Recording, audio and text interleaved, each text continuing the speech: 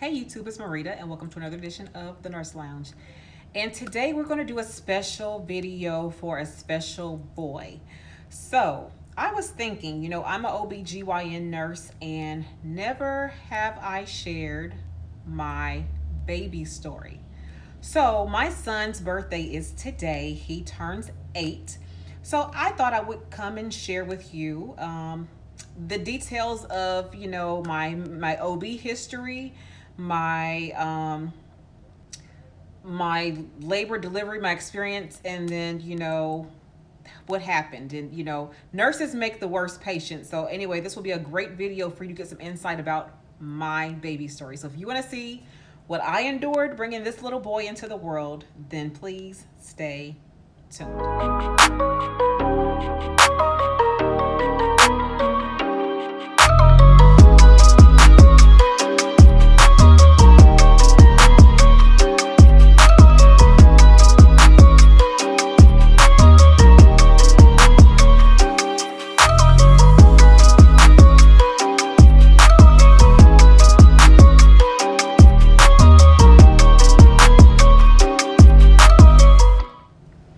All right, so we're back. We're doing something different on my channel. Just like I said, we are going to do my baby story.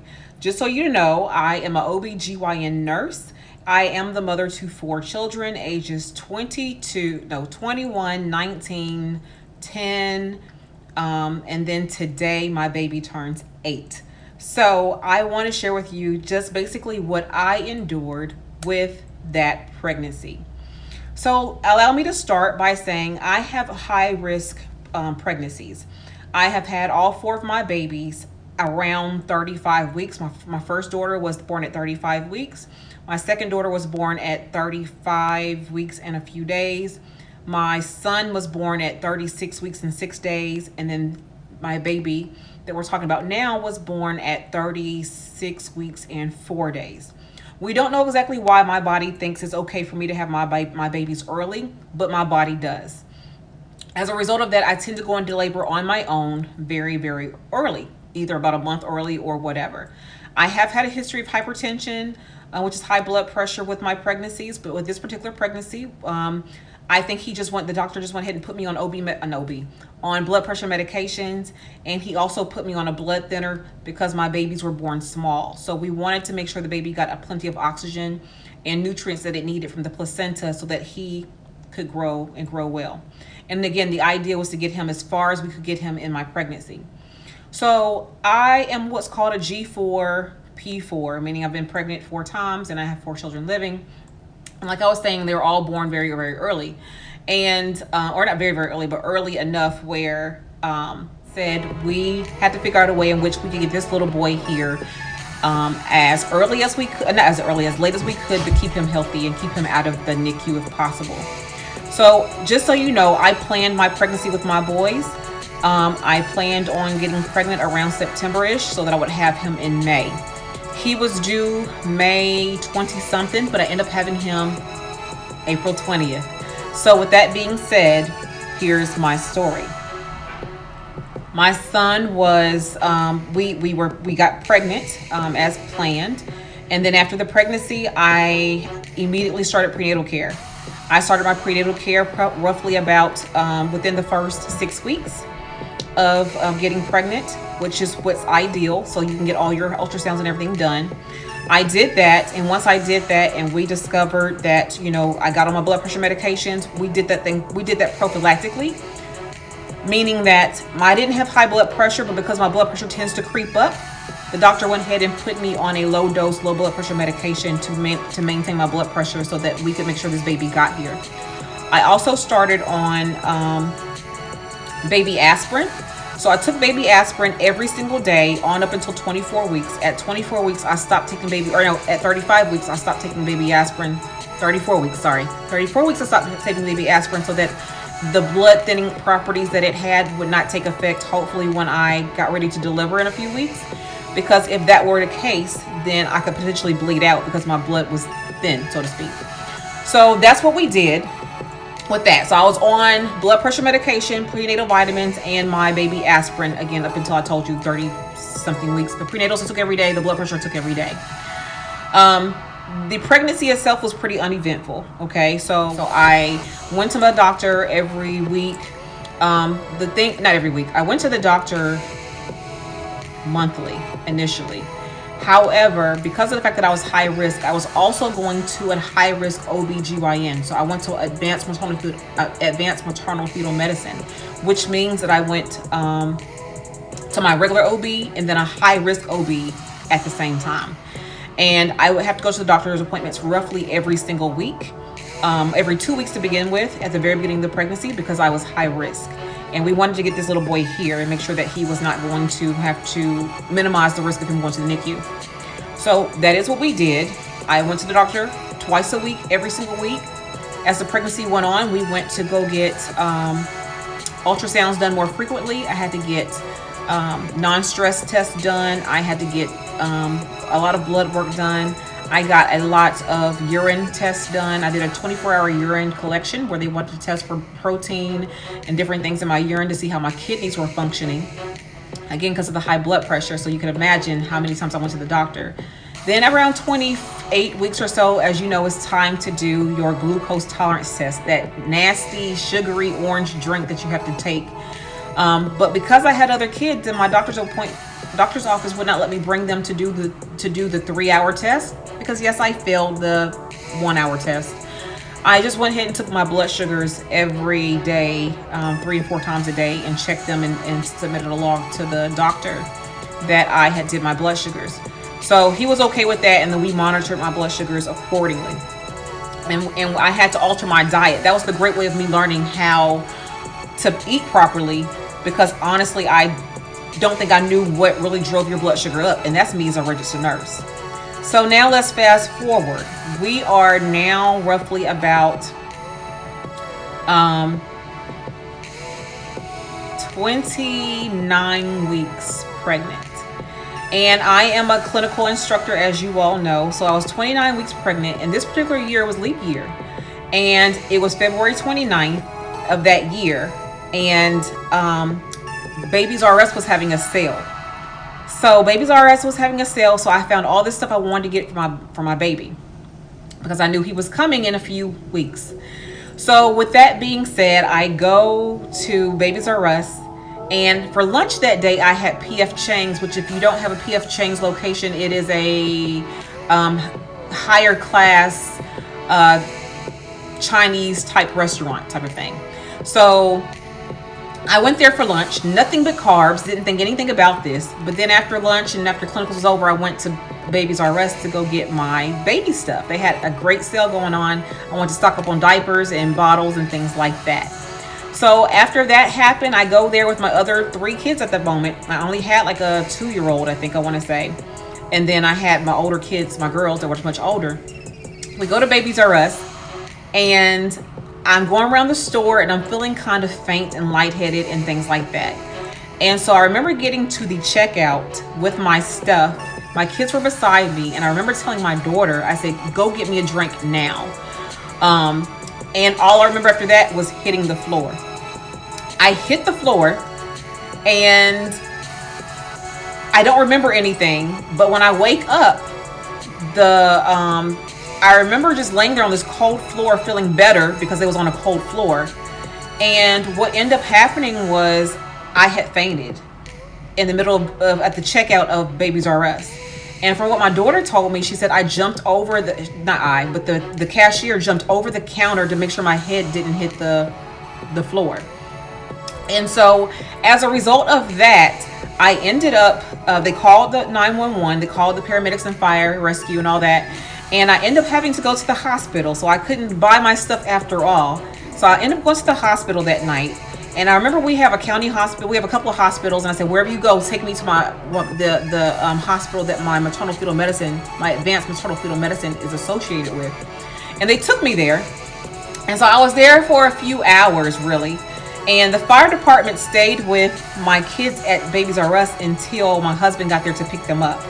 So that was pretty, unnerving. I didn't have my kids. I had to call him when I came to. They were checking my blood sugar on the way down to the hospital, and everything was fine. My blood pressure was fine. And that was the worst ambulance drive ever. I tell you, they hit every pothole or whatever it happened to be. Again, I was 29 weeks, so I was like a few weeks from delivery, because I was going to deliver at 37, because that's when I get induced at 37. So I was less than 10 weeks away from delivery anyway. And so when we hit every pothole, I said, I promise you this baby's going to come out like this. He didn't. I made it to the hospital, and the baby was fine. They did all kinds of ultrasounds, and they did all kinds of non-stress tests. But what I learned from that situation was you have to eat. The baby, they kept on telling me, you are a nurse, you should know better than this. Again, nurses make the worst patients. So I didn't eat, but they made, you know how it is in the hospital, what they give you in the ER, that turkey sandwich. So I had that turkey sandwich and I think some chips and some juice. And they gave me a bag of fluids. So I had a whole liter of normal saline that I got via IV. And I felt so rejuvenated as a result of having that bag of fluids. So I learned right then very quick that that bag of fluids cost me $1,000 for that bag of fluids. That's how much it costs. That hospital ride in the ambulance cost me $850 just to go from the store to the hospital. And then that ER visit cost me well over $3,000 or $4,000 just because of the fact that I was not eating properly. Carbs, as you know, you get a sugar high, and then you bottom out. And then on top of that, babies deplete you. They take their parasites, literally. They take everything away. So the more you put in, the more they take away. So I learned I had to eat, which I was good at, but because of working and trying to get this baby his stuff, I somehow missed the mark on that. I get discharged from the hospital that night, ER that night, and I'm back at work the next morning for my regular shift, and the doctor was livid with me. He was just like, what part of you don't need to be doing this, you don't understand? I was like, well, it's just because I had fainted because my blood sugar had dropped and da-da-da-da-da. He wasn't hearing it. So I had to, mind you, I work at the same place my doctor is an OB at. So when he saw me there, my OB also works at the same place that I actually work, the hospital I work at. So he saw me there and said, what are you doing here? I heard what happened because maternal fetal medicine called him, my main OB, and said, she done passed out and she's at this hospital. And he found us like, what are you doing here? You know better than this, that, and the other. Anyway, again, I'm stubborn, okay? Fast forward, everything's going great with this pregnancy. And then let's move on to, we are now 36 weeks and 3 days. It's the night before, it's a Thursday night. And I'm not feeling very well. Mind you, I already had my bag packed and everything was ready to go. I've been going to doctor's appointments roughly every week for 2 times a week, every single week. And so my bag is packed. I got my car seat. I got everything I needed for my baby. We already knew it was going to be a boy, you know, because I'm one of those, I have to know. So I knew it was going to be a boy. We knew we were going to name what we were going to name him and everything. So it was a great experience. But then after we had all that situation going on and I had everything packed and I had to just make sure that we were on top of things this time. So that Thursday night, I remember, this is where the story gets good. I remember going to bed that night and I'm like, okay, I'm not feeling too good, you know. Now I've been induced every single pregnancy I've had, so I couldn't tell you what it felt like to go into labor anyway. So I'm not feeling that great. I go to bed and I'm laying on my side. And what's basically happening is in the middle of the night, I begin to cramp. I'm having cramps. And these cramps are waking me up.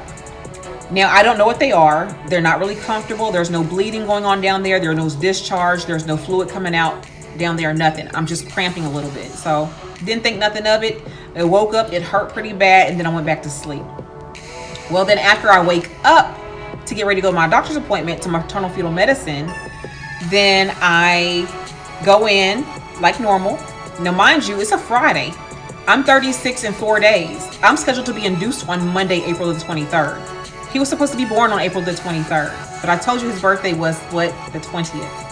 So what ends up happening was April 20th, that morning comes, I go to my appointment at 9 o'clock in the morning or 9:30 in the morning, something like that, at maternal fetal medicine, to have my blood pressure checked, to test my urine, to get an ultrasound done, a non-stress test, a BPP, to see how he is doing in there in utero. Does he have enough fluid around him? Is he growing appropriately? Is he moving? Is he breathing, simulating breathing in there? Was he sucking his thumb? Things that I wanted to know. Was it still a boy? That's what I wanted to know. Was he still a boy? Make sure nothing fell off or anything like that, or they didn't get it wrong, because they had everything ready for a boy. And so everything was great, but my blood pressure was high this day. I'm taking my meds as I should be. But my blood pressure is high, and they have me lay on my left side to help bring the blood pressure down. They asked me, have you taken your medication this morning? And I said yes. So they retake my blood pressure, and it did come down, but the OB doctor came in. This is another doctor. This is a specialist who come in, or a specialist of a specialist, because she was high risk OB. She felt my belly, and she said, you're contracting. She said, I think we're gonna have to have a baby today. And I was like, no, I'm scheduled to have my baby on Monday. I'm gonna have my baby on Monday. And so she was like, no, ma'am. She said, I believe that you were actually in labor. She said, we're not going to check you just yet, but I think you're in labor. She said, I can feel your belly and feel that you're contracting. She said, have you not been having any kind of pain? I was like, well, I had some cramps last night that woke me up. She said, baby, that's contractions. You are having contractions. You are in active labor. I said, what? I said, no. I have plans this weekend. Me and my husband were supposed to go out for our last date night that Saturday night because I knew I was going to have the baby on Monday. She said, you're not going to make it till Monday. This is your fourth baby. You're not going to make it till Monday. I said, I'll make it till Monday. Meantime, I'm talking to her. I have a job in which I go see clients, and I go to their house to see them. I'm picking up my phone, calling my clients and say, hey, I'm just confirming I'm going to see you tomorrow, while she's sitting there telling me you're having a baby today. So I'm in complete denial at this point in time. And I happen to go, she asked me would I stay and go ahead and be admitted to that hospital. I said, no, ma'am, because I've already paid my copay at the other hospital where I'm going to deliver it on Monday. She said, I cannot let you go knowing you're not going to go to the hospital. She said, if I let you go, you have to promise me you're going to go to your hospital, and I'm going to call your physician, and you need to go to the hospital today if that's what you're going to do. And I say, of course. I say, okay, I'm going to do it. I got in that car, so I'm like, I ain't going to that hospital. I'm going home. I'll make it till Monday. Nurses are the worst patients, I tell you. So after that happens, I get home.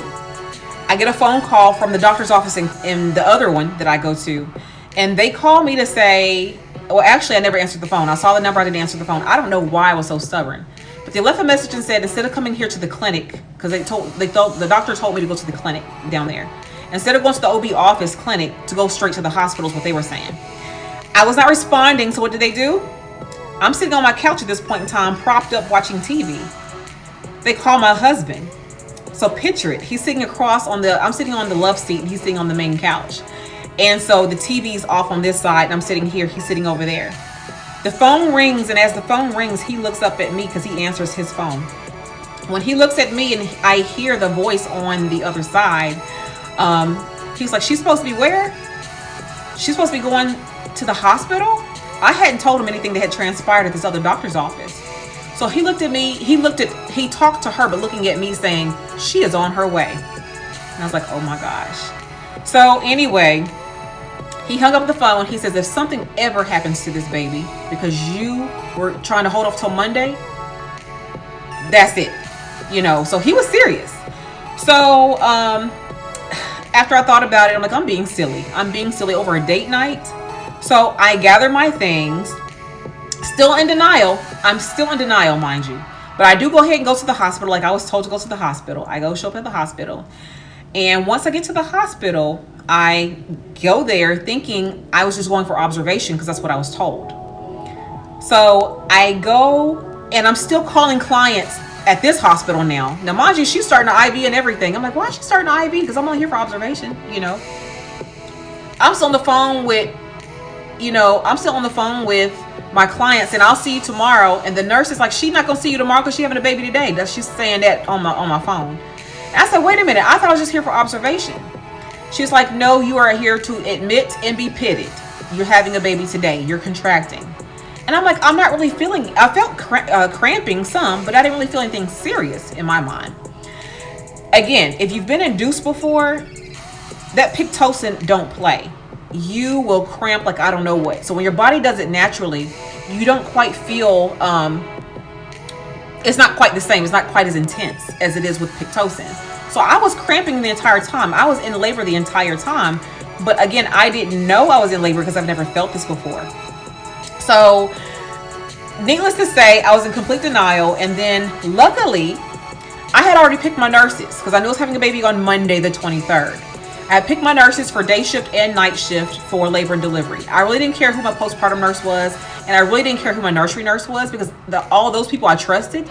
But my labor and delivery nurse, I had to have a certain nurse. I had a day shift picked out and night shift picked out. Praise God, they had to work on Friday as well. The same ones who was going to work on Monday also worked on Friday. That was nothing but God on that situation. My doctor, though, my OB, he was not working. He was not working until that Monday. So one of his colleagues had to work.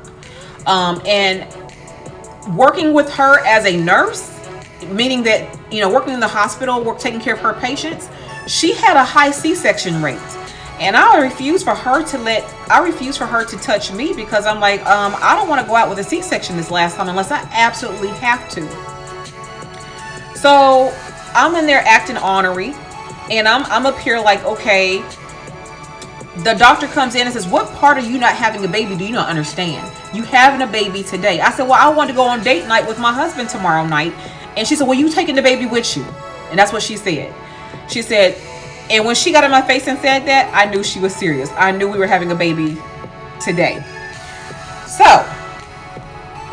having a baby having that baby that day, I was like, oh my gosh, now I'm like shocked. I'm like, we're really having a baby today. So I had to call those people back and say, I'm not coming tomorrow because I'm going to be in the hospital tomorrow having this baby. So, next, they go ahead and finish the IV because I've been fighting them the whole time. I'm not getting an IV. I'm not getting blood drawn. I'm not doing nothing. I stopped fighting them. The doctor said, listen, I'm not going to do a C-section. She knew my fears. I'm not going to do a C-section unless it's absolutely necessary. And she reassured me that she wouldn't. And I said, okay. IV was placed. I was placed on, they went ahead to get Pitocin to augment because I was in labor, but it really was so irregular. My contractions so irregular just to get them more regular. And so my day shift nurse was there. She was doing a great job, but now it's time for shift change and my contractions are all over the place. The baby is not tolerating this much Pitocin. So it's change of shift, so they cut the Pitocin off. So it's roughly 6:45 or so. They cut the Pitocin off. So now my body kind of settles back into its normal contraction pattern where it would be regular enough, but then it would stop for a while and then be regular enough, stop for a while. So night shift comes in, and guess who my night shift nurse was? The person that I wanted on Monday, but she has an orientee. The orientee was one of my former students that I just had this previous semester in school. And I'm like, nah. We not. I'm cool teaching them. If you want her to take some blood pressure, some vital signs, I'm okay with her doing that. But she not gonna help me have this baby. So she respected that, and I didn't have the student, her orientee, with me because of that nature of it. I wanted to have my baby with someone who knew how to take care of me if things go awry. And even though she would still be there, I didn't want the extra attention, shall I say. So with that being said, we start pit back up around, I want to say 8 o'clock that night. And of course they advance your pit by two units every, I don't know how often they did it, but as long as my baby and my body was tolerating it, they upped it every 2. So, funny story, this April 20th is also my brother's birthday. So my brother was very excited too because he's hoping the baby's going to be born on his birthday. And we really didn't know, what was going to transpire. Would it be April 21st? Because it was getting pretty late. It's been 9 o'clock, 10 o'clock, and he's not even here yet. My baby's not even here yet. So I was like, it's probably going to be, tomorrow before he's born. Well, I did request my epidural probably around 5 or 6 centimeters or so. I requested my epidural. I'm not a super mom. I'm not trying to go out, I'm not trying to do all that. I want to be comfortable when I deliver this last baby. This is the last one. I'm not having any more. And so because I'm not having anymore, I'm like, I'm not trying to be nobody's super mom. Let me go ahead and get my epidural. Go ahead and give me whatever I need, because I'm not trying to deal with the pain, the extra pain. So I get my epidural. My needs are being met. I don't really have any issues. I could feel the pressure, and I knew that we were getting closer and closer and closer, because I could no longer feel them when they did their checks anymore. Like, I could never feel their hands. So I knew that I was dilating very, very well. So fast forward, it's now 9 o'clock, 10 o'clock at night, and I am beginning to feel more pressure down there, and I think he's trying to come. Well, false alarm, he wasn't trying to come.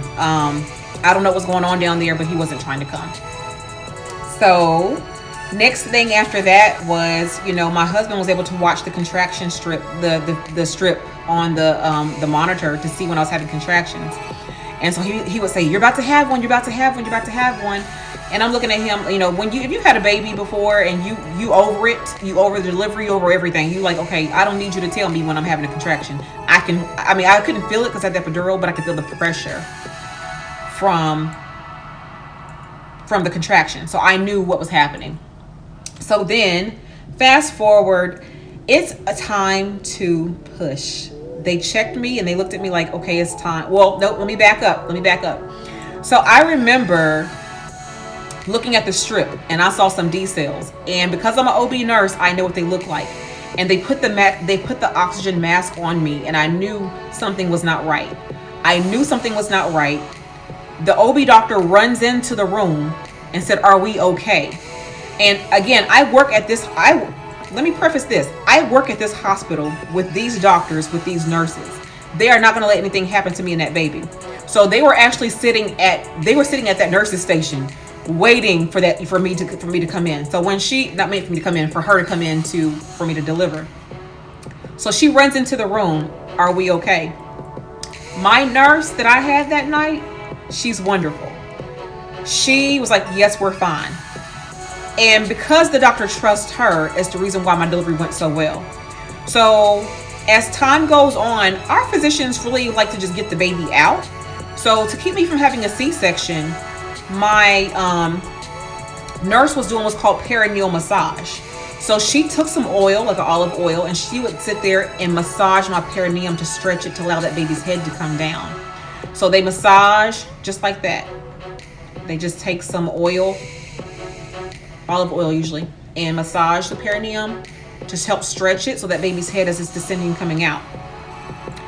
I remember her saying, okay, I see the head, we need to go ahead and in and out cath her, meaning empty my bladder so the baby would have more room to descend.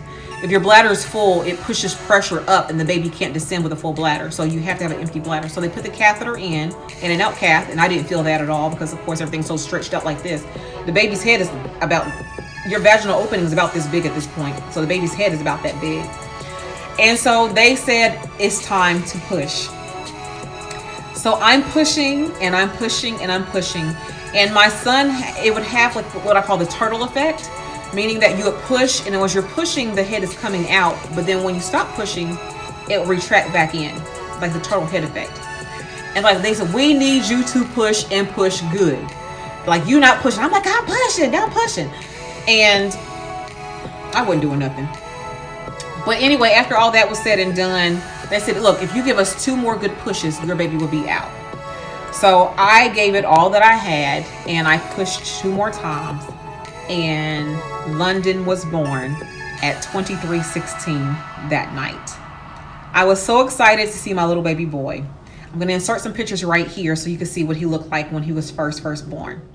Here he is. He came in weighing 6 pounds and 4 ounces, and he was born at 36 weeks and 4 days.